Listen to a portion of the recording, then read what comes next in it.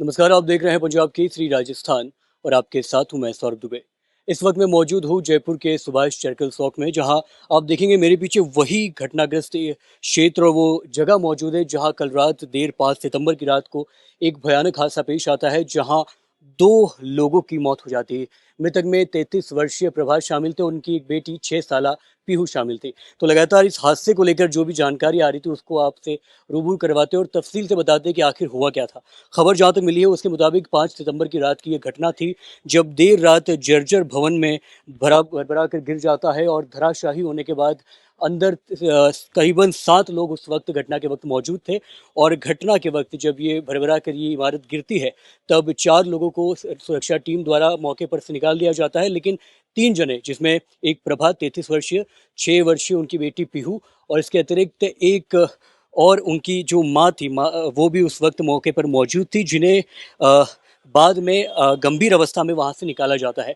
अब बताया ये जा रहा है कि जो प्रभात जी थे और पीहू थी, उनका मौके पर से उनको मृतक अवस्था में निकाला जाता है, जबकि जो माँ थी वो गंभीर अवस्था में उस वक्त मौजूद थी, जिन्हें एसएमएस रेफर कर दिया जाता है इलाज के लिए।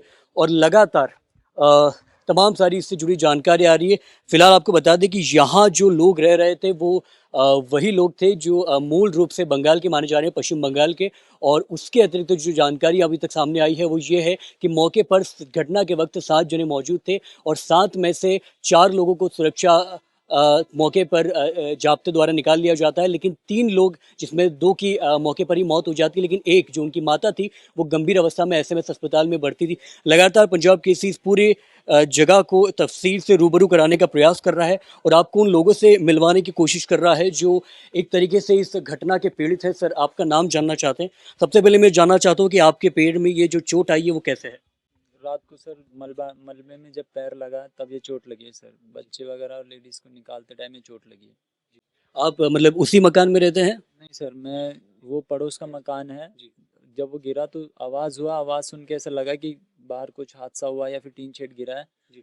चीखने चिल्लाने की आवाज़ सुनने के बाद देखा तो कि नीचे एक महिला थी, वो चिल्ला रही थी काफ़ी ज़ोर से। तो देखने से पता लग गया कि क्या हुआ। सिनेरियो पता लग जाता देखने से क्या हुआ है। तो लगभग कितने बजे की ये घटना होगी? ये 12:30-1 बजे की घटना है सर। और क्या, कैसे कैसे क्या क्या हुआ, ये थोड़ा तफसील से बता पाएँ? सर खाना खा रहे थे हम लोग, उस वक्त ऐसा लगा कि कुछ हुआ है। बाहर निकल के देखा तो चीखने चिल्लाने के बाद सभी लोग अपनी अपनी छतों पे आ गए थे। जो भी थे यहाँ पे जग रहे थे लोग। अंधेरे में बरसात भी हो रही थी रात को, रिमझिम रिमझिम, और फिर बाद में तेज बरसात हुई। तो जाके वहाँ जब गया तो बच्चे, 2 बच्चे थे, एक महिला थी और एक अंकल जी थे। एक पट्टी वगैरह हटाई, मलबा हटाया, तो एक बच्चे को उस टाइम निकाला और अंकल जी को और लेडीज को निकाला साथ में। फिर 2-3 पिताजी भी थे और 1-2 भाई और आ गए थे साथ में। तो उन्होंने गली से बाहर निकाल दिया। तो फिर गली के बाहर लोगों ने संभाल लिया। 15-20 मिनट के अंतराल में एसडीआरएफ और पुलिस प्रशासन ने संभाल ली सारी जिम्मेदारी। लगभग कितने लोग रह रहे थे उस टाइम मकान में घटना के वक़्त? घटना को एक सर, और सभी जो भी किराएदार थे सभी उस घर में ही थे, लेकिन जो पीछे का पोर्शन गिरा है ये कम से कम 3-4 मंजिल का गिरा। तो अगर कॉमन 2-2 का भी आइडिया लगाते तो 9-10 जने थे इसमें। अच्छा, तो यहाँ जितने भी भवन मौजूद है, क्योंकि मैं देख रहा हूँ सबकी हालत थोड़ी जर्जर ही दिखाई दे रही है, तो क्या आम तौर पे सारे घर ऐसे ही हैं? सारे घर से कुछ ठीक है, लेकिन ये जो घर अभी गिरा है ये काफ़ी पुराना, और इसमें काफ़ी टाइम से मकान मालिक ने या फिर किराएदारों के बीच में क्या बात हुई है तो उन्हीं को पता है।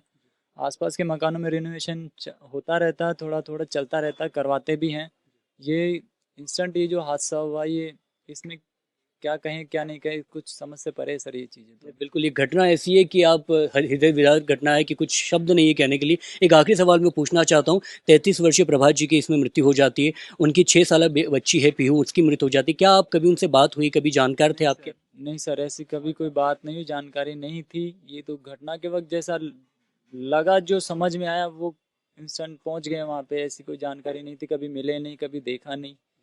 बस यही था कि रात को रहते हैं, खेलने कूदने की आवाज़, खेलने कूदने के बच्चों की आवाज़, उससे पता चलता है कि हाँ भाई लोग रह रहे हैं यहाँ पे। एक और जानकारी मिली है, जो उनकी माता जी है वो अभी गंभीर है, एसएमएस में भर्ती है, इस बारे में कुछ अपडेट? सर इस बारे में मुझे कोई अपडेट नहीं है सर। तो देखिए, हमने उन लोगों से भी बात किया जो इस घटना को बेहद करीब से देखा गया था।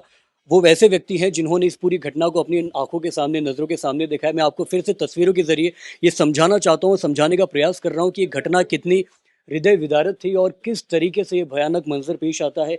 रात को आधी रात मध्य रात्रि जो 5 से 6 सितंबर की दरमियानी रात थी उस वक्त ये घटनाक्रम पेश आता है और लगातार आपको तस्वीरों के जरिए दिखाने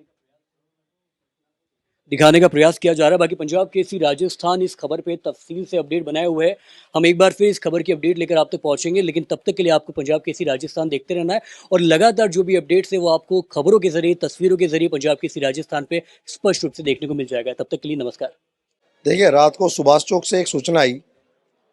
कुछ कार्यकर्ताओं द्वारा बताया गया कि यहाँ पर एक मकान है जो जर्जर अवस्था में था और रात को गिर गया। आवाज़ आई, लोगों के पास भगदड़ मची। तो जैसे हमें पता लगा तो सुबह के लगभग बीच की घटना है।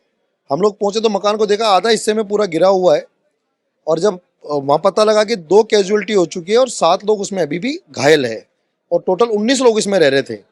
ये सूचना हमें मिली थी। सबसे बड़ी विडंबना क्या है कि जब मकान मालिक को ये बार बार किराएदार चेता रहे थे कि साहब आपका मकान में पानी आ रहा है, गिरने की अवस्था में है, मकान पूरा जर्जर हो रहा है, उसके बावजूद इसको संभाला नहीं गया, तो कहीं ना कहीं ऐसा लगता है कि मकान मालिक के साथ में मकान मालिक को लोगों की चिंता नहीं थी। इसके ऊपर एक मुकदमा दर्ज होना चाहिए, उचित मुआवजे की मांग करते हैं। साथ ही यहाँ पर सबको गवर्नमेंट ने नोटिस दिए हुए हैं। गवर्नमेंट की इसमें बड़ा फेलियर है। गवर्नमेंट ने नोटिस दिए हुए हैं। बरसात की जब लगातार इतनी तेज बरसात हो रही है, पूरे देश भर में इससे बुरे हालात हैं, तो जर्जर मकानों को तो कम से कम संभालना चाहिए। ये हमारी मांग है।